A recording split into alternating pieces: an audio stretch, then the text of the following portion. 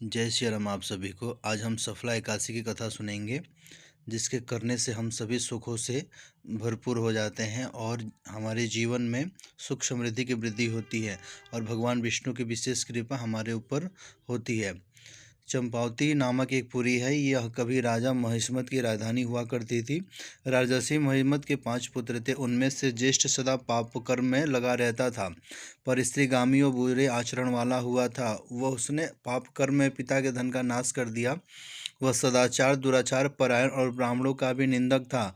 वह वैष्णव और देवताओं की भी निंदा करता रहता था। अपने पुत्र को इस प्रकार देखकर महिमस ने राजकुमारों में उसका नाम लुम्भक रखा। फिर पिता और भाइयों ने मिलकर राज्य से बाहर कर दिया। इसके पश्चात लुम्भक नगर से निकलकर वन की ओर चला गया। वहां रहकर उस पापी ने समूचे नगर का धन लूटा। एक दिन जब वह चोरी करने के लिए नगर में आया, तब रात में पहरा दे रहे सिपाही ने उसे तुरंत पकड़ लिया।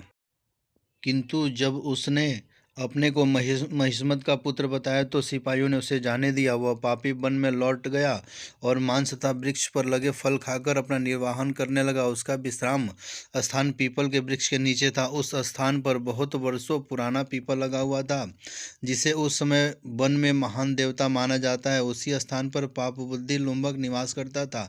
बहुत दिन बीत जाने के बाद एक दिन किसी संचित पुण्य के प्रभाव के कारण वह एकादशी के व्रत का पालन हो गया। पौष माह के कृष्ण पक्ष की दशमी को पापिष्ट लुम्बक ने वृक्षों के फलों का सेवन किया और वस्त्रहीन होने के कारण पूरी रात जाड़े का कष्ट उठाया। उस समय न तो उसे नींद आई और न आराम मिल पाया। वह निस्मार सा होने लगा। अगले दिन सूर्योदय होने पर भी उसकी बेहोशी नहीं खुली। इस कारण सफला एकादशी के दिन लुम्बक बेहोश पड़ा रहा। दोपहर का समय होने पर उसे चेतना मिली। फिर इधर उधर अपनी दृष्टि डालकर वह आसन से उठ खड़ा हो गया। लंगड़ाते हुए वन की ओर जाने लगा। वहाँ वह भूख से दुर्बल और पीड़ित होता जा रहा था। राजन, उस समय लुम्बक बहुत से प्रकार के फलों को लेकर जैसे ही अपने विश्राम स्थल पर पहुंचा, वैसे ही सूर्यदेव अस्त हो गए।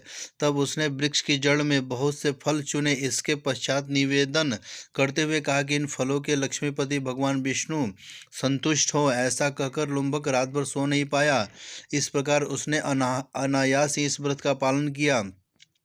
उस समय एक सहसा आकाशवाणी हुई, राजकुमार, तुम सफला एकादशी के प्रसाद से राज्य और पुत्र प्राप्त कर पाओगे। बहुत अच्छा कहकर उसने उस वरदान को स्वीकार कर लिया। फिर उसका दिव्य रूप हो गया और तभी से उसकी उत्तम बुद्धि भगवान विष्णु के भजन में लग गई। दिव्य आभूषणों की शोभा से संपन्न होने के बाद उसने अकंटक राज्य प्राप्त कर लिया और 15 वर्षों तक उसका संचालन करता रहा। भगवान विष्णु की कृपा से वह उत्पन्न हुआ।